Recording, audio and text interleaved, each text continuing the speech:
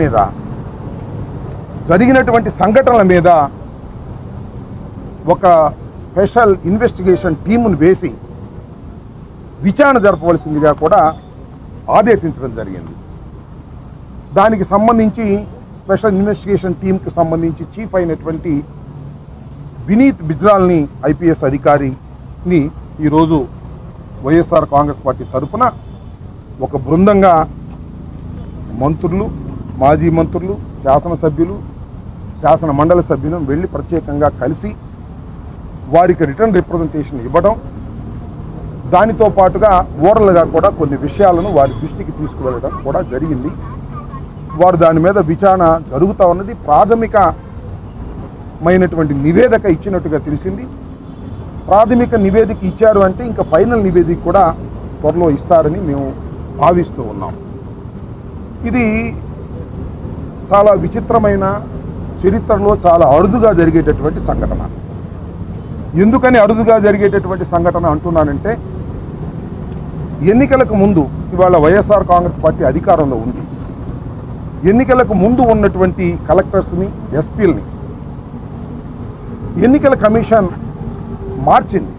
ఎన్నికల నిర్ణయం జరిగిన తర్వాత సహజంగా ఇలా జరగటం అనేది చరిత్రలో చాలా సందర్భాల్లో జరుగుతూ ఉంటుంది. దేని మీద మార్చారు అంటే, భారతీయ జనతా పార్టీ అధ్యక్షురాలు పురంధరేశ్వరి గారు, చంద్రబాబు నాయుడు గారు కలిసి కొన్ని రిప్రజెంటేషన్స్ ఇచ్చారు.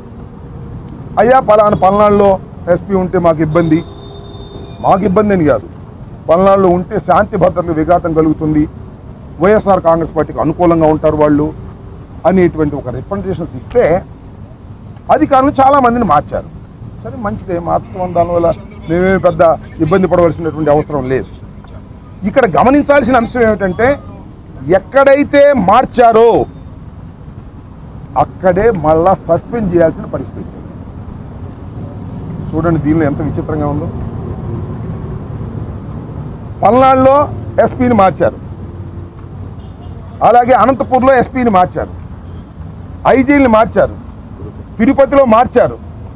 ఎక్కడైతే మార్చారో పురంధరేశ్వరి గారి ఎలిగేషన్స్ మీద ఎన్నికల కమిషన్ న్యాయం అనుకుని ఎక్కడైతే మార్చిందో అక్కడే అల్లర్లు జరిగాయి, అక్కడే సస్పెన్షన్లు జరిగాయి, అక్కడే మళ్ళీ కొత్త అధికారులు వేశారు, అక్కడే స్పెషల్ ఇన్వెస్టిగేషన్ టీం వేసి విచారణ జరపవలసినటువంటి పరిస్థితి ఏర్పడింది. అంటే ఫ్యాక్ట్స్ ఏంటో ఆలోచించమని ఈ సందర్భంగా నేను ప్రజల్ని కోరుతున్నా. అదే విషయాన్ని సిట్ వారికి కూడా వివరించడం జరిగింది. దీని వెనకాల అక్కడ ఉన్నటువంటి అధికారులు ఎవరైతే పూర్తి అవగాహన ఉందో ఆ జిల్లాల్లో వాడిని సడన్గా మార్చేశారు. కొత్తగా ఎస్పీలను తీసుకొచ్చారు, వాళ్ళకి అవగాహన లేకపోవటం కావచ్చు, లేదా కొల్యూషన్ అయ్యారనేటువంటి కూడా అనుమానం ఉంది. ఎందుకంటే ఇద్దరు సస్పెండ్ చేశారంటే మెటీరియల్ ఉంటే కదా సస్పెండ్ చేసేది ఎలక్షన్ కమిషన్. ఒక ఐపీఎస్ అధికారులని సస్పెండ్ చేయడం అంటే it is not a small issue.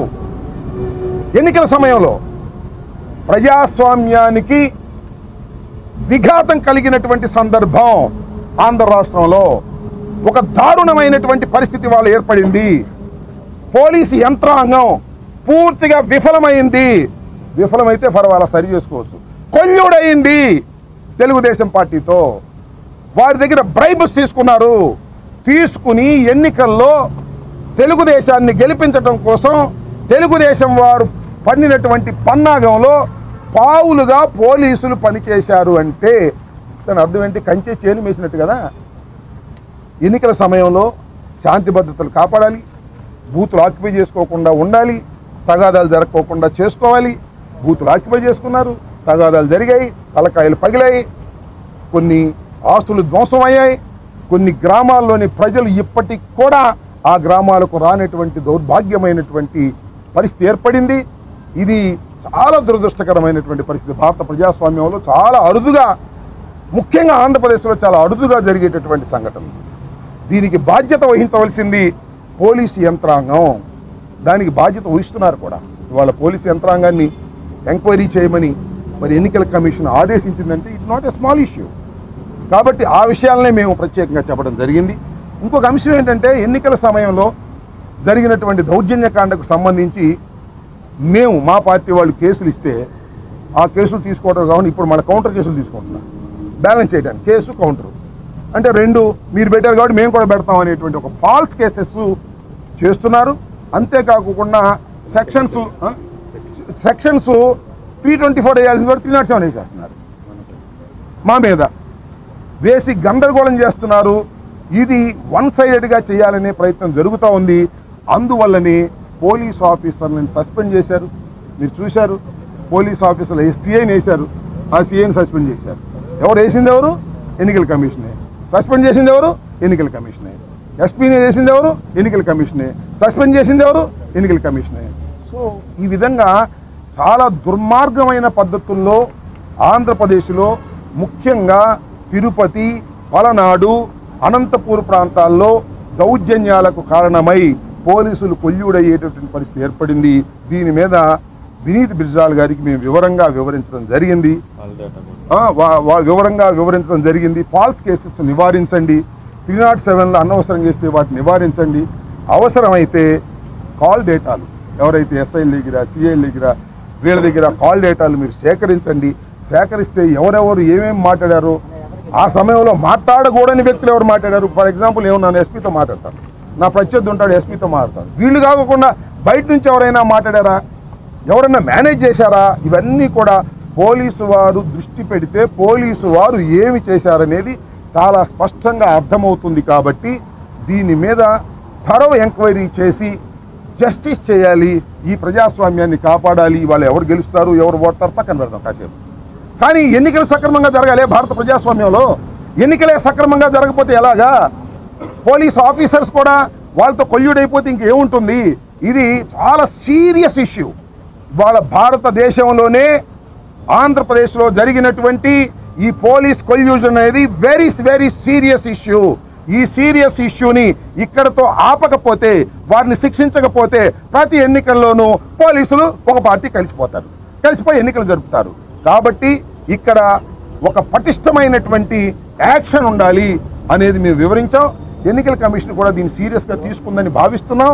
ఇప్పుడు సిట్కి వచ్చినటువంటి వినీత్ బిజ్రాల్ కూడా is a very very experienced officer, very sincere officer అనేది మేము నమ్ముతున్నాం. కాబట్టి దీనిలో ఖచ్చితంగా యాక్షన్ తీసుకుని ఎవరైతే తప్పు చేశారో ఆ అధికారులను శిక్షించవలసినటువంటి పరిస్థితి ఉంటుందని, ఎక్కడైతే కొన్ని గ్రామాలు ఇవాళ మనం చేస్తున్నాం, కొన్ని గ్రామాలు మా కాన్స్టిట్యున్సీలో నాకు తెలుసు, కనవాయి తెలియదు, ఇంకా మాచర్లో కూడా గ్రామాలు ఉన్నాయి. గ్రామాలు వదిలి వెళ్ళిపోయారు, ఎస్సీలు వెళ్ళిపోయారు, అగ్రకులాలు కొడుతుంటాయి. తొండపి అనే గ్రామం ఉంది, ముస్లిం మైనారిటీస్ మొత్తం వెళ్ళిపోయారు. వాళ్ళందరినీ మళ్ళీ తీసుకొచ్చి ప్రజా జీవితంలో ఆ గ్రామాల్లో వారి ఆస్తుల దగ్గర తీసుకురావాలి. ఆస్తులు తగలేశారు, ఇళ్ళు తగలేశారు, బైకులు తగలేశారు, స్కూటర్లు తగలేశారు, ట్రాక్టర్లు తగలేశారు, వెళ్ళిపోయి అలో లక్షణాన్ని పడుతూ ఉన్నారు. ఇది చాలా దురదృష్టకరమైనటువంటి పరిస్థితి. నాగరిక సమాజంలో జరగకూడనటువంటి విషయాలు జరిగాయి.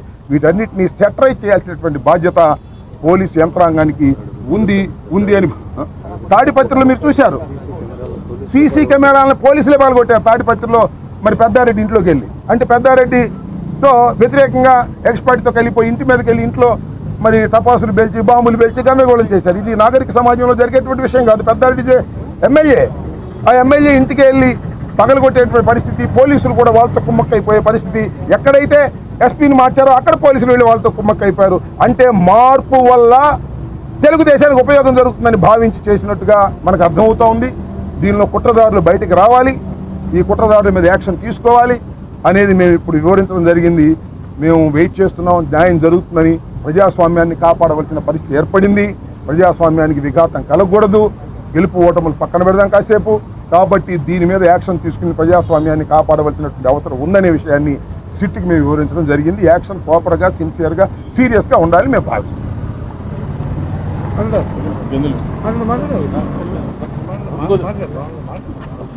మాట్లాడలే